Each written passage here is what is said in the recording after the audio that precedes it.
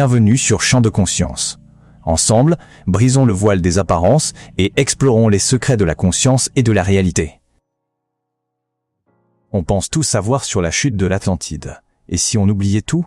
L'histoire qu'on explore aujourd'hui est bien plus étrange, et elle ne commence même pas sur Terre. Non, son origine se trouve bien plus loin, sur la planète Mars. La question de fond, c'est celle-ci. Et si le cataclysme qui a détruit l'Atlantide n'avait rien de naturel?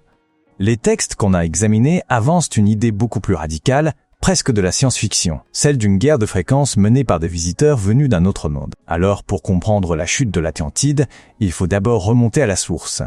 Et cette source, comme on l'a dit, elle n'est pas sur Terre. Notre récit commence sur Mars avec un tout premier cataclysme qui a fini par sceller le destin des deux planètes. Tout a commencé avec cet événement au nom, disons, assez évocateur, l'expérience Lucifer. Il s'agissait d'une tentative technologique avec des ambitions complètement démesurées, et les conséquences, pour faire simple, ont été apocalyptiques pour la planète Mars. Le résultat, il est sans appel.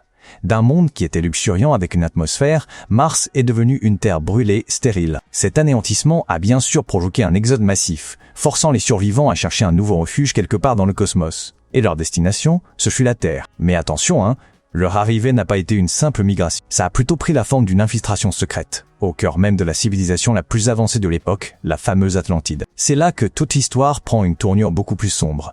On ne parle pas d'une demande d'asile, mais bien d'une infiltration. Les réfugiés martiens se sont fondus dans la société atlante en prenant bien soin de dissimuler leurs véritables intentions. Mais quel était cet agenda caché au juste? Eh bien, il s'agissait de recréer sur Terre une technologie qu'ils avaient perdue.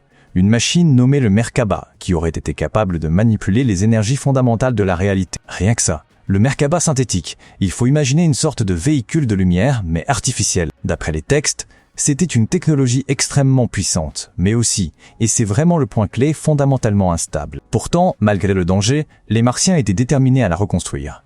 Pourquoi prendre un risque pareil?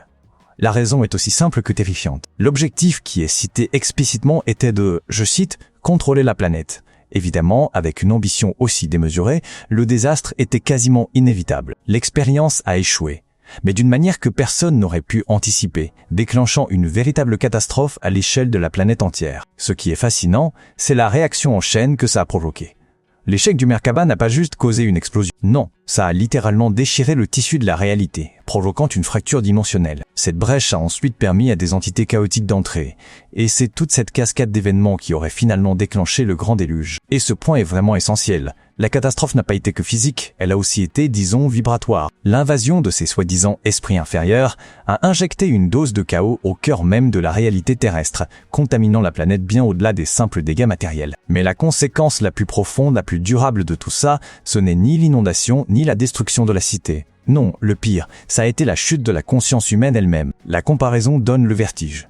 Avant la catastrophe, l'humanité aurait possédé une conscience qualifiée de quasi-divine. Après, la régression a été totale, transformant ces êtres évolués en ce que les textes décrivent assez crûment comme des barbares poilus. La véritable chute de l'Atlantide, au fond, ce n'est donc pas celle d'une cité engloutie sous les eaux. C'est avant tout une chute spirituelle. La perte d'un état de conscience supérieur, l'effondrement total de l'esprit humain, et bien sûr la fin d'une civilisation noyée autant dans l'océan que dans l'oubli. Et tout ça, ça nous amène à une dernière question. Si cette histoire est vraie, ne serait-ce qu'en partie, est-ce que cette erreur martienne, cette ambition technologique qui a mené au chaos, pourrait encore influencer notre présent? Est-ce que l'humanité aujourd'hui serait toujours en train de payer le prix de la chute de l'Atlantide? Je vous propose d'y réfléchir et de partager vos opinions en commentaire. Merci de votre attention.